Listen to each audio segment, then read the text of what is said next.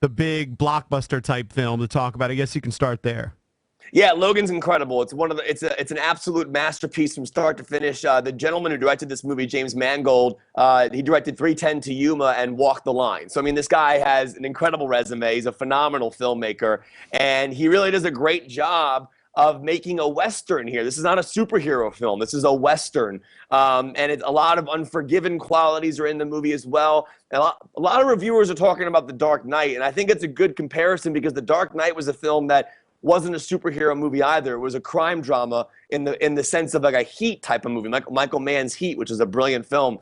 I think that Logan follows that same idea of not being a superhero movie. This is the 9th time that Hugh Jackman has played this character over 17 years. I mean, he was born to play this role, and this is the last time he's going to play the role. He's said that in a lot of interviews recently, but I think that the movie nails the character. This is an R-rated Wolverine. It is brutally beyond violent. If you thought John Wick 2 was violent, this is beyond that. It's insane how, because I feel like they had all this pent-up frustration on this character over the years because no one's ever seen him in an R-rated environment. Wolverine is a very violent character, specifically considering he's wielding claws. So over the years with the PG-13 rating, they weren't able to kind of give him that exact role. Now, I'm not saying violence makes a movie good, but I'm saying that it actually pays tribute to who the character is, and it's very good. But Daphne Keane, who plays the young girl in the film, X-23, she's phenomenal. Now, Jason, I know you're not a big superhero movie fan, but you do like 3:10 to Yuma and Walk the Line. So, I mean, I can't imagine why you wouldn't like this film. Didn't see Walk the Line. No interest on that. Did you see 3:10 to Yuma? I saw 3:10 to Yuma. I love Ben Foster. Yeah, Ben Foster's amazing. I mean, hell or high. By the way, I just want to give you a picture of what people are doing while you're talking. Two people are on their phones. I'm actually looking at the Washington Nats box score. I'm actually tweeting, though, that he's on the show. I'm listening. I'm on Rotten Tomatoes looking at the Logan tomato meter. Basically, no one cares.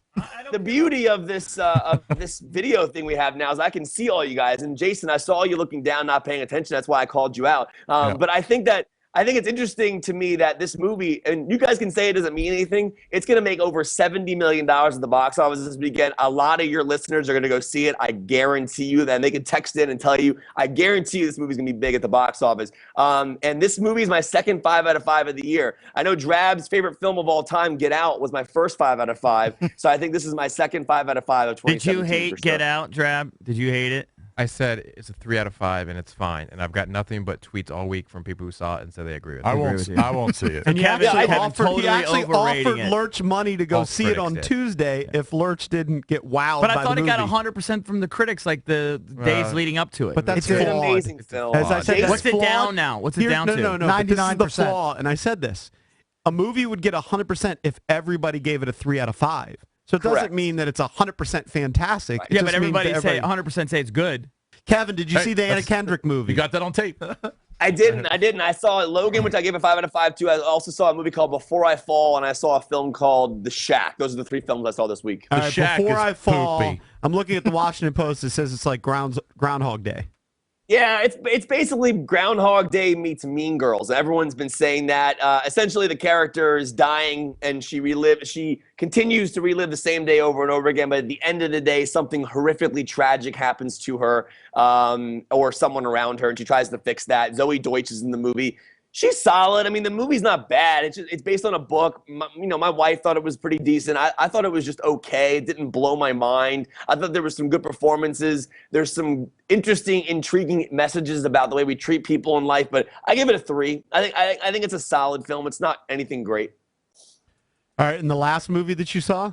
It's The Shack. And now this is a film. This is a faith-based movie. So I think that the idea behind this film is Sam Worthington's character. You know him from Avatar. This guy, his daughter is killed when they're on a camping trip.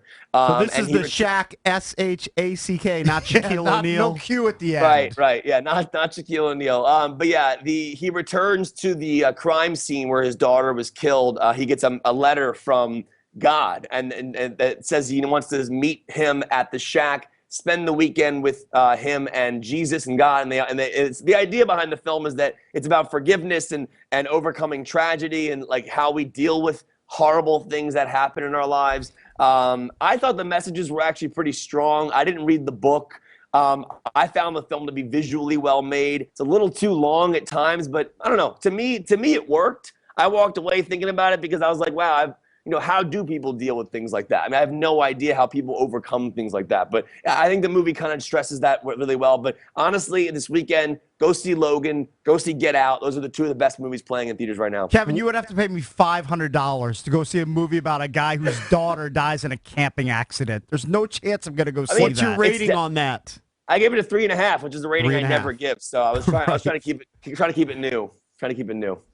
By the way, at what point, Jason, you just checked out of this segment like what, 10 minutes ago? You haven't been involved at all. Well, after you said, in case you missed it, there was a controversy at the Oscars with the Best Picture announcement. Then you punched out. Where every single person on the planet knows that. That's what I checked JP out. JP asked me a question. I had to answer it. It's not like I said it was news. Yes, but I checked out about 35 seconds into the interview.